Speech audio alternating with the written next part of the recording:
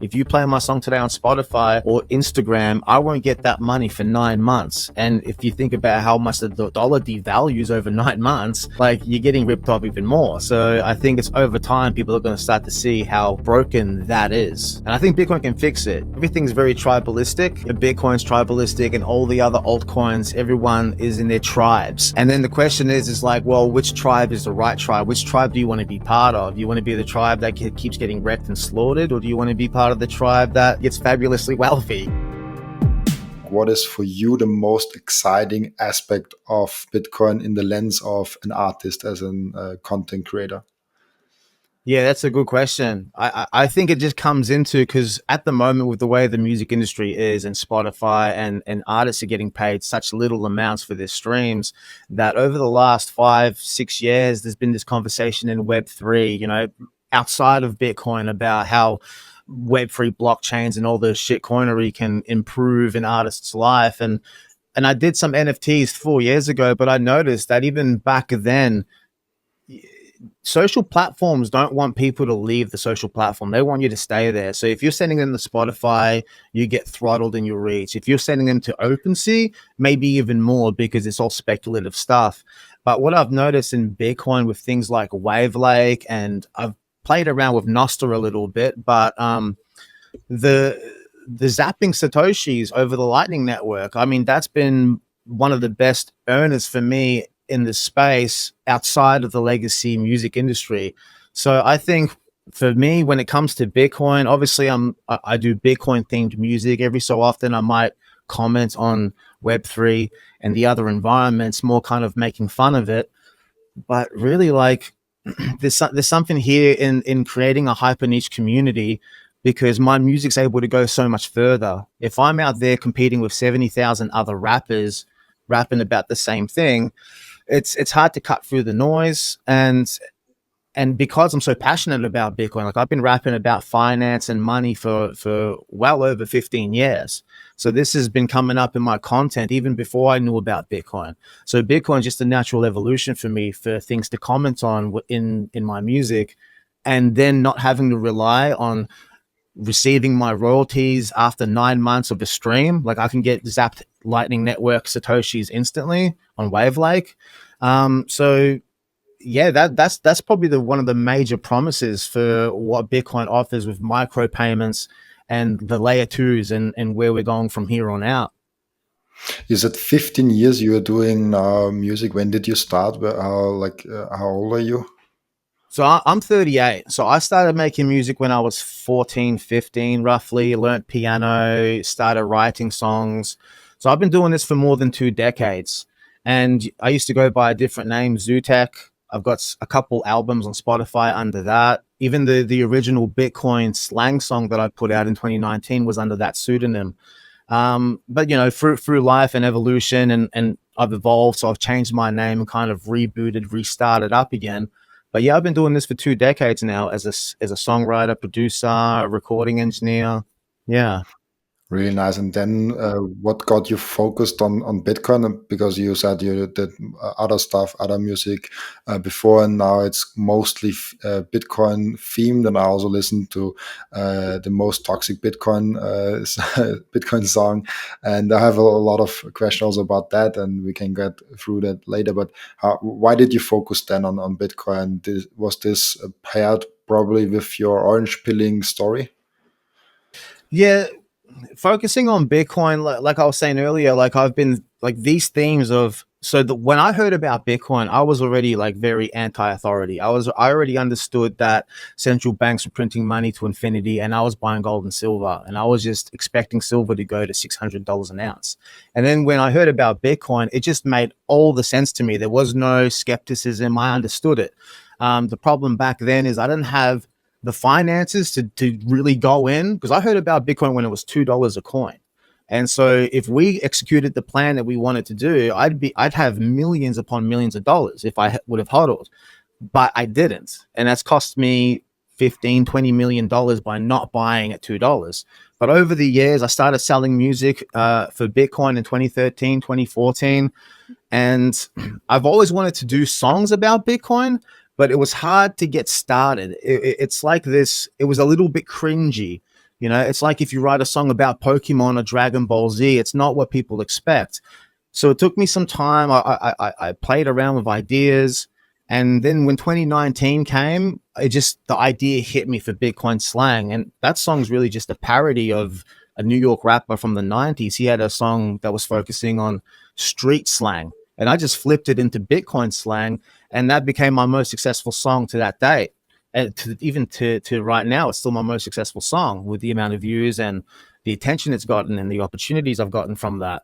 So since then, I've realized that I have two options. I can keep doing my standard hip hop, broad genre music, talking about life and whatever. And I find that, like I was talking earlier on about, like cutting through the noise, there's so many musicians doing that. And then because I'm so savvy with Bitcoin and I understand it in and out, like, because I'm a bit of a hobbyist developer as well. So I like to develop and play around with code. So yeah, like, I mean, from the coding perspective, the economic perspective of Bitcoin and everything else, and then when you're a musician, you kind of see patterns. Music is all patterns, chord progressions, and the drum patterns. So you start to see patterns in economics, you know, and the charts. And what I've noticed with Bitcoin is, yeah, my option is either keep doing that other style of music or kind of go more bullish with the Bitcoin music. And I've been doing half, right? Over the last few years, I've only really done maybe 1, 2, 3 Bitcoin songs a year, and then maybe 20, 30 songs in the other stuff. So I guess I have to pick my moments when I go hard with Bitcoin. This year is going to be a heavy year for me with Bitcoin music and Bitcoin content. And I mean, that's where I get the most success. That's where I'm appreciated the most. And there's a quote out there that, you know, you go where you're appreciated. If you're in Australia and you're just doing standard music about street culture, well, I'm not appreciated in that environment as much as I am in the Bitcoin ecosystem. And so I'm sort of gravitating towards that now. And that's what's happening with this Bitcoin conference and everything else, where those doors are really opening up for me. So it just makes sense to keep moving forward with that. Yeah, I think we did not mention it till now. You are in, what is it, 2 weeks or something like that, on 22nd of March at the Bitcoin Alive. Do you do like a song there? Do you perform? You're speaking there. What's your thing on the Bitcoin Alive conference? Yeah, so the conference is on the 23rd of March. Uh, I heard about it. Now, some of the people that I've known and I've gotten to know through Twitter in the Bitcoin ecosystem, like Tips and Zed, she's performing at the Bitcoin Alive conference. She was in Singapore, she was in Portugal, so she's been doing the rounds. So I see her as a bit of an inspiration, and I just reached out to her and I asked her if she could connect me with the organizers of the Bitcoin Alive conference. We had a chat, and it's panned out that over a 15-minute window, I'll be doing a number of my Bitcoin songs: Toxic Bitcoin Maxi, Bitcoin Slang, All Time High, Lessons of Regrets, a few unreleased songs as well. So this is going to be exciting. This is really, really cool. Yeah, I'm looking forward to that. Unfortunately, I'm not in Australia. It's a long ride for me, but I want to be in an Australian Bitcoin conference at some point. You also mentioned that you are a hobby developer. Did you try to contribute to Bitcoin Core? Did you mess around with Lightning? What did you do with developing with Bitcoin? Or is just from developing you know Bitcoin better? If we go back to MySpace, you familiar with back when MySpace was a thing, the audio platform, social media platform? Well, do you remember that? Or I'm actually, I think I'm too young for that. I'm 25, and my first social media was Facebook. So Facebook was my thing, and I know everybody's like, "Oh, this is my MySpace," but I actually never, other than in some movies and series, I never saw MySpace. I never visited the website, so I did not really get to know MySpace. yeah, so back in the day, this is like thinking 2007, 2006, 2005. You could upload music to MySpace. It was like a social platform like Facebook. But the cool thing you could do is you could code up how your page looked. You could change the background images. So I Mm. started messing around with HTML, CSS. Then I got into building WordPress websites and understanding a bit of PHP. I've studied Python over the last few years because I really want to improve my Python understanding. I haven't contributed anything to Bitcoin Core from a development side. And that really was 10 years ago when I was thinking, how can I contribute to Bitcoin? Well, it turned out that doing art and music and commentating on the space, and I guess almost help marketing it, is probably my contribution as far as that goes. Because I don't trust my development skills to be able to write very dense code. But I'm very good at reverse engineering things and doing little things for websites and whatnot, you know? And I think it's also important that whatever you do a lot other stuff too. Like if you're just doing music, you have to get your inspiration from somewhere. And I notice it with my content, with the interviews, and also with the Twitter tweets and posts that I get out. And I'm also trying to get more long form articles out. And I'm also working on books. Now it will come maybe next year. So it's I discovered that it's really important to get some inspiration, and to get inspiration, you need to get out of your focused thing. It's important to be focused and work on something, but it's also important to do completely something else that you never did before, like just going out and then doing something, and then all of a sudden like an idea strikes you. Where do you like how do you go ahead and get inspiration for song ideas, for lines, for how do you craft songs? Like how is this process working for you? Yeah, there's a lot of different ways to approach it, and I guess getting inspiration, I kind of consider it like a sponge. You have to live life, you have to experience life, and do things that are out of your comfort zone, and just absorb those experiences. And I guess like when you're cooking, marinate it for a little bit, and then later on, I'm not sure how it happens, but you get on a tangent. You get on this something inspires you. Maybe I hear a sound of a different song, and I want to emulate that. And along the ways, everything just falls into place. I mean, when you've been writing songs for as long as I have, it's like a well trained muscle. But for the most part, when it comes to like the lyrics and the ideas when it comes to like punchlines, because in hip hop, if you go back throughout the history of hip hop, it was very punchline orientated. You have a setup and a punch, almost like comedy. And one of the things I like to bring to music still in this day and era is this punchline aesthetic, this almost battle rap kind of flair to my Bitcoin songs. And that kind of takes more work, you know, to choose the right words. You don't always want to use the same rhyme schemes and the same words. Um, but I couldn't break it down right now of the process. It's just more like absorb things, and then when the time's right. It just pours out of you, you know? Yeah, that's amazing. I think I write 12 tweets a day still. Like I'm writing so many tweets, and of course there are so many repetitions in there.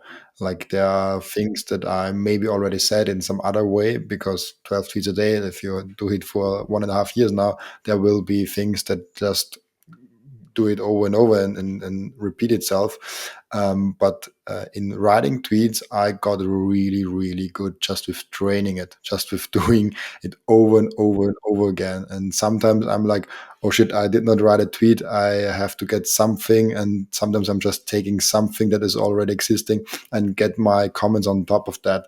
And all of a sudden, this one tweet gets like 300K impressions. And it's not that it's not luck. It's not like, oh, it's something the algorithm picked up. It's just that I got really good in how I have to write it, what do I have to put in front, what do I have to put in the middle, like to get like something going. And I think also with you, the repetition, and you're doing it for a long, long time now, almost 2 decades, you just get really good in doing it with the repetition. And that's also kind of what I will do now with the podcast, because I had no idea how to do a podcast. I had no idea how to interview people, but I just started out. Yeah, not even 3 months ago, and now I have my 66th guest here, and trying to get better. And I can only imagine how my progress will be when I have the 1,000th guest, the 2,000th guest on, and I will definitely go there. And it's interesting to see how you get better with just doing it over and over again. And Absolutely. coming back I was to Can I just say yeah something? yeah yeah. When I found your Twitter, your tweets were recommended to me. I wasn't following you at the start, and then something you posted I liked. It just recommended to me. I started following you and then engaging with some of your comments, and I think this is how we ended up here. But I think you've done well with that. And you're absolutely right. Like you have to repeat and repeat, repeat, and get better at the structure of what you're writing. And the same when it comes to writing a verse. And yeah, you got to keep that muscle exercised. Yeah, it's fascinating how Twitter's really growing good. Like it's organic growth. You just put out stuff, and they're recommending to people that they know might be interesting in, and you just find your audience. You find the people that like that stuff. And you're right. Actually, this is like I never talked about that on the podcast. This is how my process on finding guests is. Like I go through all my replies. I watch everything that's going on under my posts, and when someone is replying that I think is interesting, I'm like, hey, do you want to be on my podcast? And this is how I got, I think, 95% of my guests till now. So there is no process. I'm not like, oh, I could do this because this is an interesting theme. I'm like, oh, he sounds interesting, let's do it with him. It's really really simple. Yeah, and I honestly I had no idea that commenting on your tweets I'd be in this position today talking to you. So it's just crazy, the twist of fate. Definitely. And I listened and I liked because I'm consider myself a Bitcoin maxi. I don't consider myself a toxic Bitcoin maxi, but maybe I'm sometimes a little toxic, especially on Twitter. And I heard about your Bitcoin songs. I listened to them, and I think if you write Bitcoin songs, you have to study Bitcoin culture and Bitcoiners to being able to write those songs. How would you describe the Bitcoin culture, the Bitcoin maxi culture, the normal Bitcoin culture? What do you see there happening? How would you describe, like, if some alien comes down on Earth and you have to describe him, Bitcoin culture and the Bitcoin community? How would you go ahead and do that? Yeah, Bitcoin culture in the community. I think I think it's the way I would describe it is everything's very tribalistic. You know, Bitcoin's tribalistic, and all the other altcoins, everyone is in their tribes. And then the question is like, well, which tribe is the right tribe? Which tribe do you want to be part of? You want to be the tribe that keeps getting wrecked and slaughtered, or do you want to be part of the tribe that, like British Hodl would say, gets fabulously wealthy? You know, and especially if you want to be on the right side of history over the last, you know, the pandemic and everything that's happened in the last, say, 3, 4, 5 years, we've seen a lot of things take place and things evolve, and things have come to light about the world for a lot of normies out there, for example, you know. So I think Bitcoiners, they understand the way the world works, and every time you study Bitcoin, you go deeper into it, it unveils the next layer of how the world runs. I think I said this in my first ever podcast, is Bitcoin has taught me more about the world than school could have taught me, or anything else. I mean, obviously, I was already understanding how central banks work and whatnot with when I was buying gold and silver before Bitcoin. But getting into Bitcoin, it's a tribe. We all understand how the world operates better than most. And then, you know, people say we got 80 IQ because we think it's going up forever. But then maybe I'm trailing off here on that point. But I think it's like it's almost like a religion also, you know, like which religion is the right one, which coin is the right one. You know, this all comes back into the provenance of the tribe. You know, if you want to trace back whether it's Catholicism, Christianity, or any denomination of Christianity, or even Orthodox, like which one's the right one? Well, you can go back and study the Bible, look at all the people that followed Jesus, the disciples, all the writings, and you can get the provenance. And that's kind of like the longest chain theory in Bitcoin, you know, going back to the provenance. So if an alien came to Earth, I'd probably just point those things out to them because they would probably understand Jesus Christ. They would understand tribes and take it from there, I guess. Yeah. If alien comes to our Earth, they probably have Bitcoin or something like that. I guess. there are also wild theory. There are also wild theories that aliens brought Bitcoin to Earth, which I like to always speculate. Do you have a speculation on how Bitcoin came to be? Like what Satoshi Nakamoto is? Like how this came together? Was it just some nerd in a basement that was dying from something, or was it like the CIA also heard about that? Well, I've seen a lot of stuff. There's that guy Da Vinci who was in early. He was part of Bitcoin early in the days, and he made a reference to how if someone in the NSA crafted Bitcoin, they would have used a randomizer for the generation of, I think it's the public addresses and something in that. I don't fully understand that part, but it's a randomizer that the NSA did not create. And then when I was looking at how many coins are minted every day, because for example, Nikola Tesla says the secrets to the universe are in the numbers 369. So then if you look at the block, every time Bitcoin halves, 210,000 block, and then onwards, it's a 3636 pattern. And then the total amount of Bitcoin being mined when it was 50 Bitcoin a 10-minute block, that was 7,200 coins. Two and seven is 9. Now it's 900 coins a day. When it halves, it's 450 coins a day. 4 and 5 is 9. So when I started seeing this 369 pattern in Bitcoin, that made me start thinking there's probably more to this than some coder in the background. It could be a coincidence because Bitcoin runs on time, 24 hours, 10 minutes a block, and that. So 369 is also in our day in, day out calendar. But I just found that really interesting. But looking at the Satoshi emails that have been coming out, Satoshi never really had a cap on Bitcoin. Someone else suggested that to him through I think it was the Bitcoin blog talk form. So seeing individuals come and contribute to Bitcoin, even from the mailing lists, I find it interesting.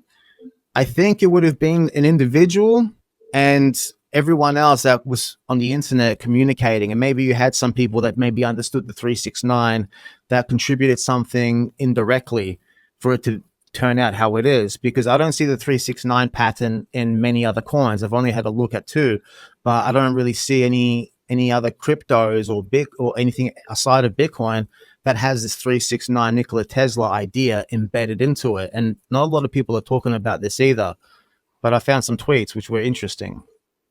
Yeah, it's an interesting development how Bitcoin came to be, and there's so many theories. There's like even books about the discovery of Bitcoin, and the book is only about the different theories, and they're analyzing not only the content of the emails, also how he wrote, and they discovered that he wrote in different styles. Like the emails were not always completely the same. This can be normal, but it can also be an indicator that the account was used by more than one person.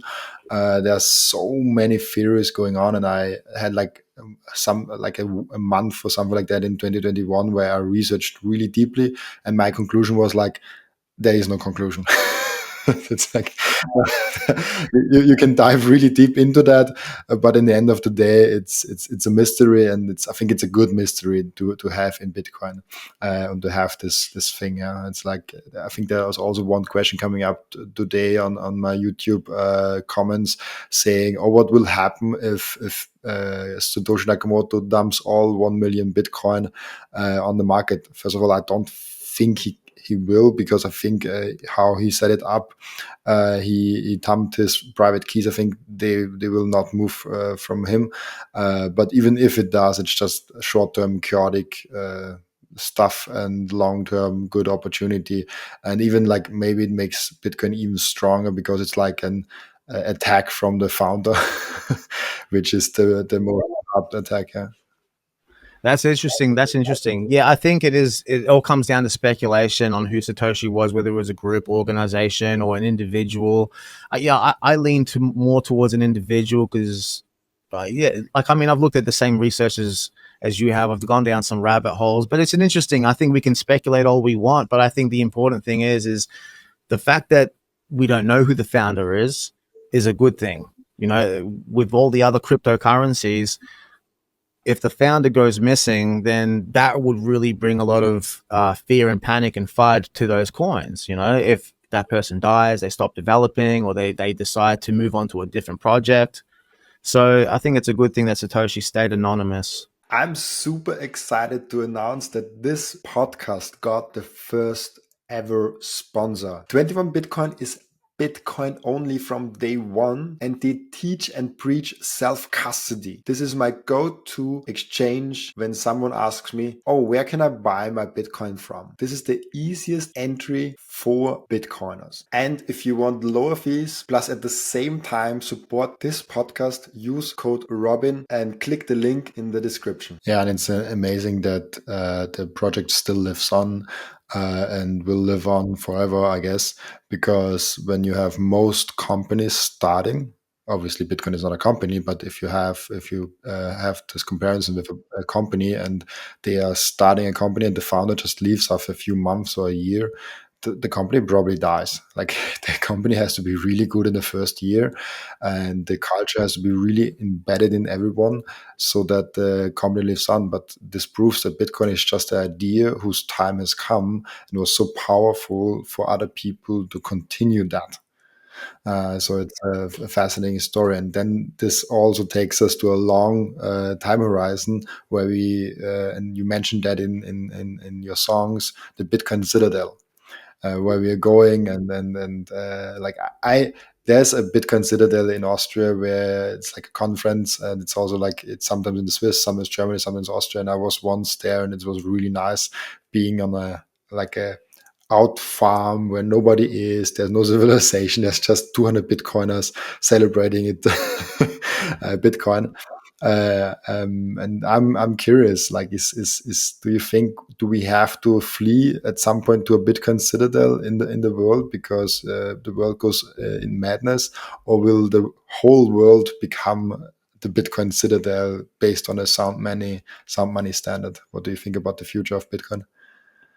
Yeah, maybe far, far into the future, you know, the whole world could be the citadel. But I know that BTC sessions talked about this as well, about how, I mean, in this community that we're all in, we all have similar values. We all see the world the same way. We know that things are broken and things can be fixed with Bitcoin, and it goes even further to just morals and values. So I think the Citadel is decentralized. You know, like if someone in Melbourne, because I'm in Melbourne, Australia, if I know another Bitcoiner here in Melbourne, then we can have each other's backs. And then at the same time, now I know you, I can have your back, you can have my back if anything ever happens in the world where we need to back each other. If your bank account gets cut off, you got a Bitcoin address, and Bitcoiners around the world could support you if anything ever happens. You know, I think that's where the community is at the moment, where the Citadel is technically decentralized like Bitcoin.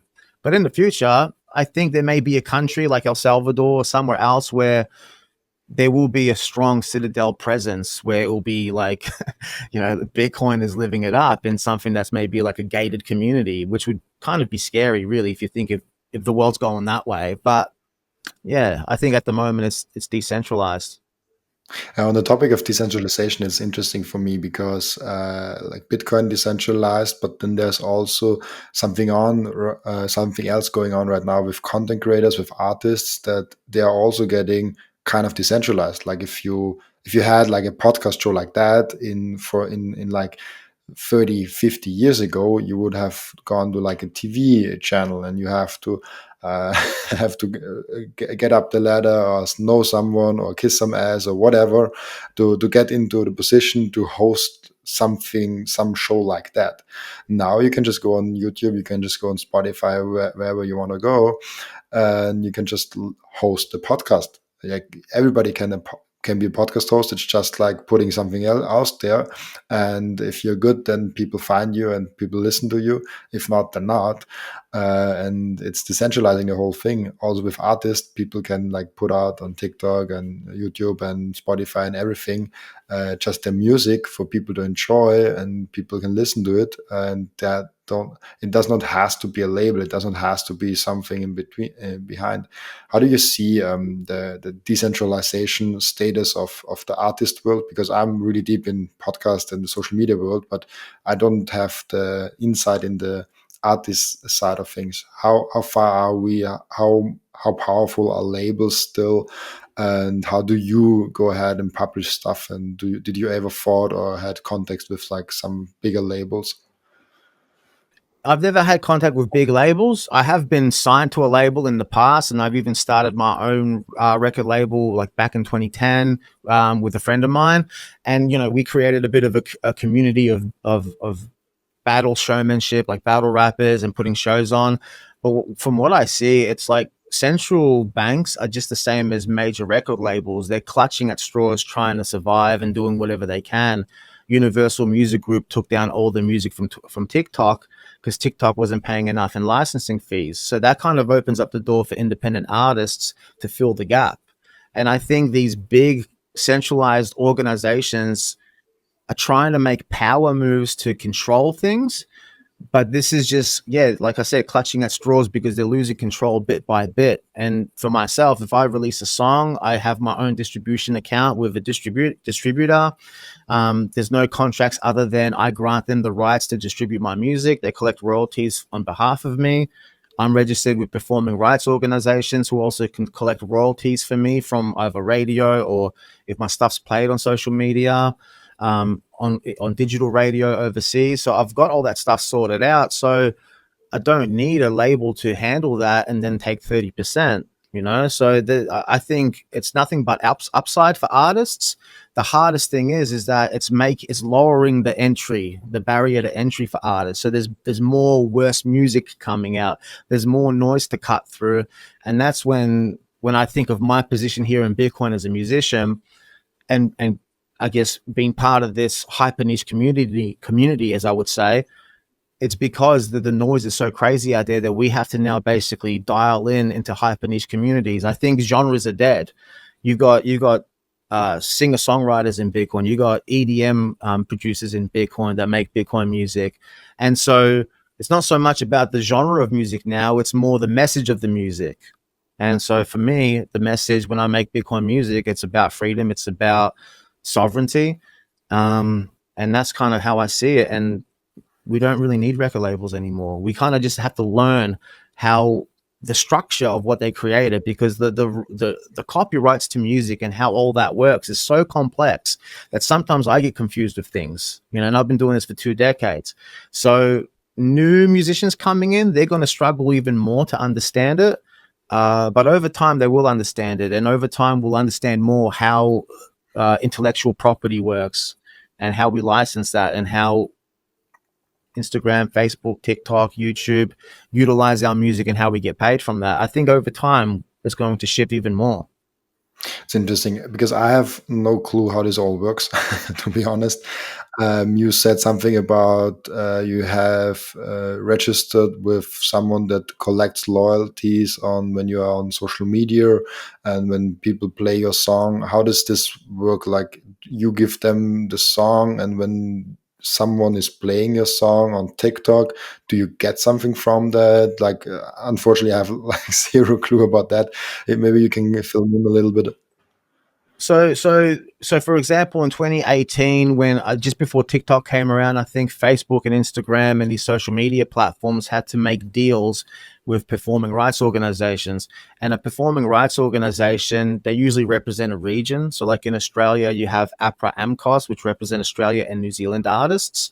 So then Facebook would pay a license fee to APRA and AMCOS, and then they would keep track of the plays of like my song being added to someone's story or being used in a reel. They let APRA and AMCOS know, and out of the pool of money that they get given from Facebook, Meta, YouTube, and everyone, then I get my little slice of the pie. And I think this is why major labels started signing TikTok artists, because they were able to exploit that pool of money for their benefit by signing an independent artist who just had a song blow up. So yeah, the performing rights organizations collect money from whoever's broadcasting music, even radio stations. Even when you walk into a cafeteria, usually by law, they need to pay a license fee to be able to play music. And then when everything's said and done, the artists get their money, reports are passed on to whoever it's passed on to, and this is how we collect the royalties. And the situation is it takes 9 months to collect a royalty. If you play my song today on Spotify, or Instagram, I won't get that money for 9 months. And if you think about how much the dollar devalues over 9 months, like you're getting ripped off even more. So I think it's over time, people are going to start to see how broken that is. And I think Bitcoin can fix it. We can still have that copyright infrastructure. It's a lot like patents for inventions. And when someone wants to use a part of a patent, they'll pay a license fee to include that in their invention. Music's quite the same way. If they want to use it in a commercial, in a movie, it all comes back to the intellectual property ownership of that music. And you say Bitcoin can fix this with just instant lightning streams. When something is used instantly, you get something in your wallet, right? Yeah. So if someone hears a song of mine on Wavelake and they like it, they can zap me 1,000 satoshis, and it's in my wallet that day, in that minute. And why does it take 9 months? Because they collect the reporting takes a long time, and then they have to shuffle through this reporting. Maybe they use software and some form of AI, but it just takes, honestly, I don't really know why it takes 9 months. It just takes 9 months because they have to collect money from around the world. Sometimes you have to build a minimum. Maybe you need $20 minimum before you get that, so then that's going to take time to build up. So there's all these little things, these inefficiencies in the music industry, because we're using websites and spreadsheets to kind of keep track of this. I think AI will improve it, and I think once we have this type of stuff on a ledger like Bitcoin, then it's going to improve it even better, like even faster, more efficient. Yeah, this 9 months is just like, for me, it's like wow, because of course it's a big challenge with like all around the world, and then you have to pay out and stuff like that.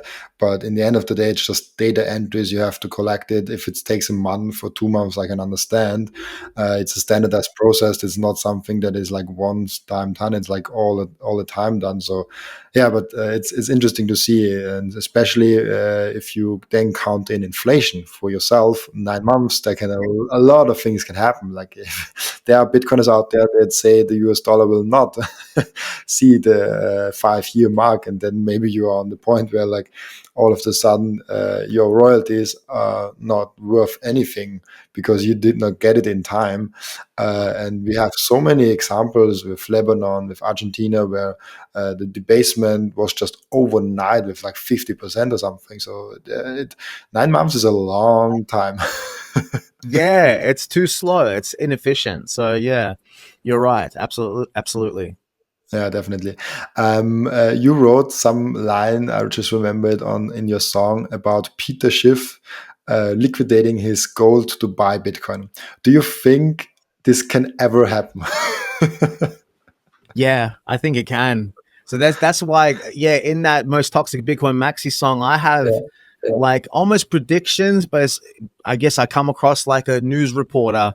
But I think one day he might liquidate all his gold for Bitcoin. Who knows? I know gold is. I still value gold, but I just don't value it the same way that I value Bitcoin. I know Bitcoin's better than gold, but I still think gold is good to have a little bit of.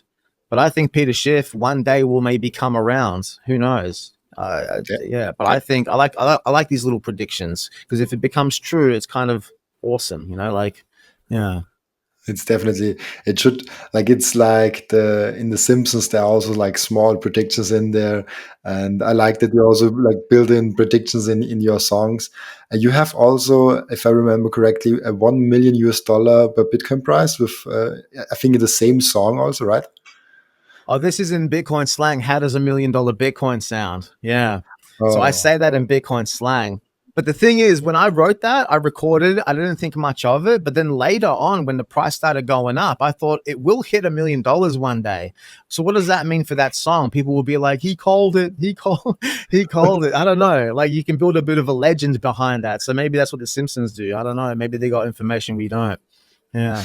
maybe like let's see what the, but I also think like $1 million per Bitcoin is such a huge number. But at the end of the day, if you actually break it down, what Bitcoin is, where it's going, and then Michael Saylor comes out and says, "Yeah, it's going to $47 million and stuff like that." Like there's so many crazy price predictions on there, and the the thing that bothers me with that is that people still look for an exit. Like if you have the conversation, how high can Bitcoin go? Then you're always like, oh, then there's an exit to Bitcoin. No, there's no exit to No, Bitcoin. actually, once you're in, you know that you're in for the remainder. Yeah. Yeah, that annoys me as well when people look for an exit, you know, and they don't understand, because that means that they just don't understand yet, you know, that it's going to take them more time. Do you have a price prediction for this year? Because it's crazy what's going on, and it can be at 30,000, it can be at a million. I think I don't exclude anything for this year because there's so many factors coming in. But do you have something in mind that can happen? I don't really do price predictions. I think when I hear other people say 250 a Bitcoin, like 250,000 USD, that seems reasonable to me. You know, I've heard people say $7 billion Bitcoin over the next, say, 10 years. And when I hear those arguments, like there's one guy, Peter Dunworth in Australia, he calls Bitcoin a triple point quantum asset.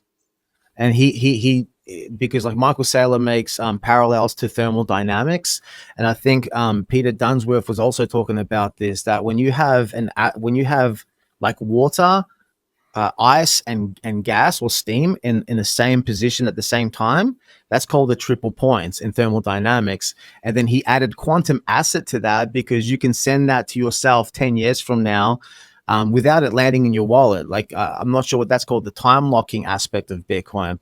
And then he reckons Bitcoin can get to $7 billion. But I don't think it's unreasonable. I think it's possible because of just how much money they're printing. It all comes down to how much they're printing. It's mathematically inevitable for it to get to a million. And if it's mathematically inevitable for that, then maybe 10 million. Because I don't think the dollar's going to go away. I just think it's going to keep going down in value, maybe for another 10, 20 years. Because I've already been waiting for the dollar to collapse for more than 15 years. You know, like, and it still hasn't happened. Like, So you don't think it will so it will stay for forever, the dollar, or is it like something that maybe like in 100 200 years maybe fade out?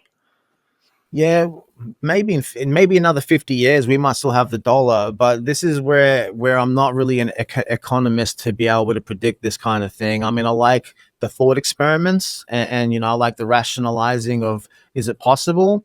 But I feel that the dollar is that valuable to, what would they call, the industrial military complex, like, is that valuable that even if they take on Bitcoin as a standard, the dollar could be like this intermediary form of payment for certain stuff, you know, maybe to pay the plebs their universal basic income. I'm not sure, you know.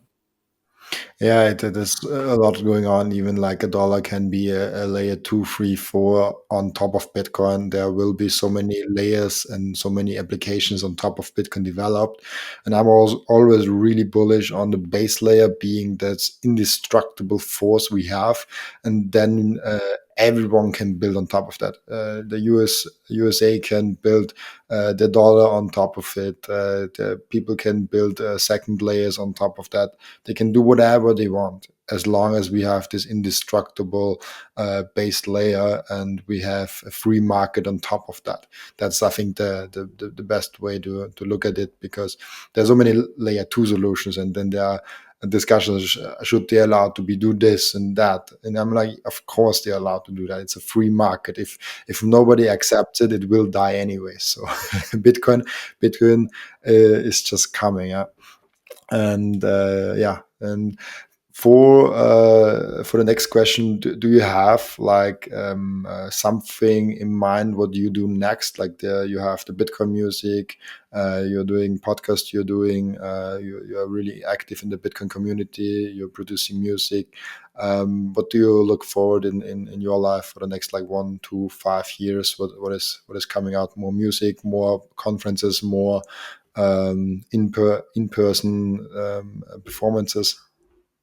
Yeah, I definitely want to do more conferences. I definitely want to travel around the world. I mean, it would be a dream to be able to perform at the Miami conference, and along the way, you know, in Europe, Portugal, Singapore, I would love to travel next year and do conferences. That's why my goal for this conference is to do as good of a job as I can performing and just bring energy and bring excitement and entertainment to then have other people say, we want him at our conference. And I think that will happen. You know, I'm pretty dedicated to that.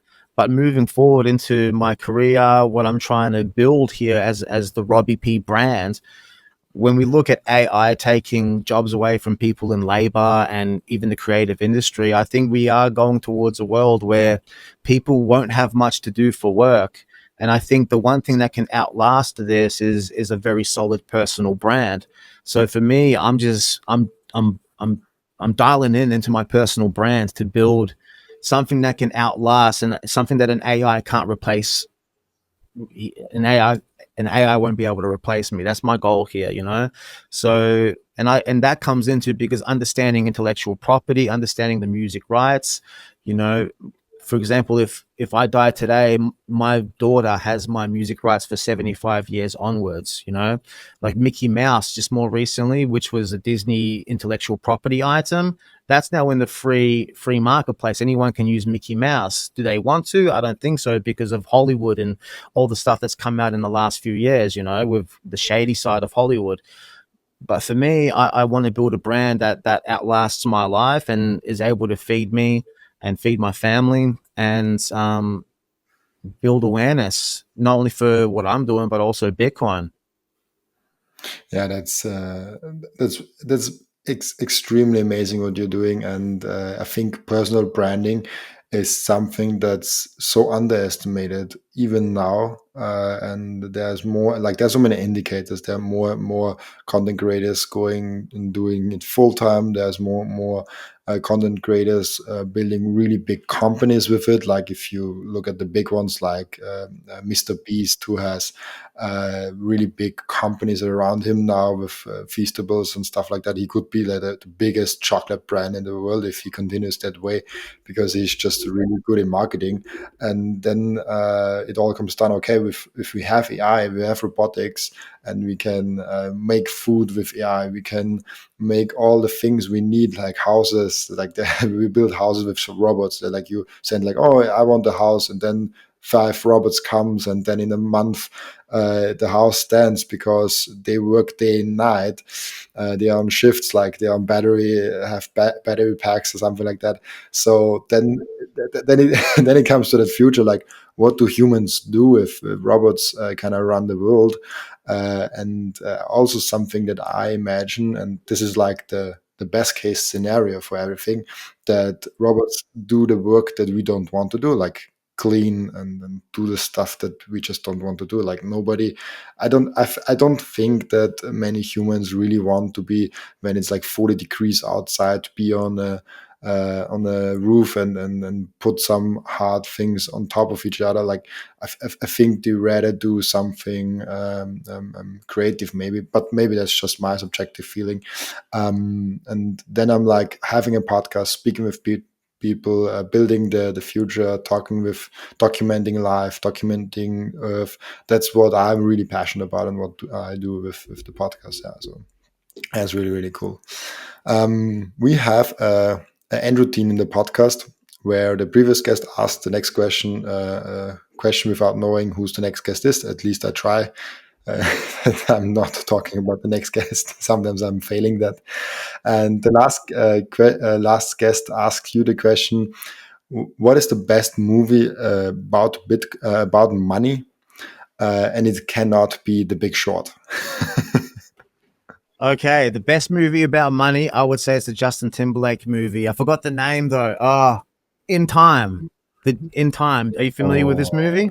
that's a Where the great. numbers are showing up on the Yes, thing? yes, yes, Now, yes. but do you know why I say this? Because at the end of the movie, there's 1 million tokens in some safe somewhere, and if that 1 million tokens entered the marketplace, it destabilizes their economy, and that's exactly what we're looking at with 1 million Bitcoin coins in Satoshi's address.